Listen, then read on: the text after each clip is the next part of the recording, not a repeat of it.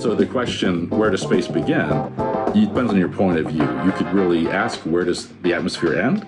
And as you think of the atmosphere where we live and breathe here on Earth, it doesn't just stop right above our heads. It doesn't stop at Mount Everest. It doesn't stop where the planes are flying. It goes on and on all the way up and just gets less and less dense the higher you go. And it's still there at a very high altitudes when you go to where the space station is, only a couple hundred miles above the Earth. There's still enough air there to slow the space station down. And if you didn't reboost it with rockets, it would come back to Earth based on the air drag, just like when you're driving your car. So that region up there, even though it's not like what we're used to here, you couldn't breathe there, there's still enough atmosphere there to make it interesting.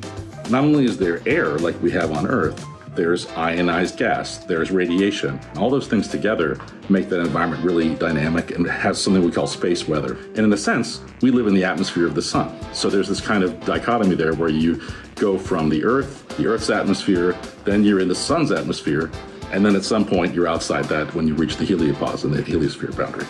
So if the question is, where does space begin? It depends on your point of view. If you want to know where does the atmosphere end, it's about 400 miles over your head. But just remember that that space above that is not empty. It's full of all kinds of interesting stuff. And that's what we study at NASA.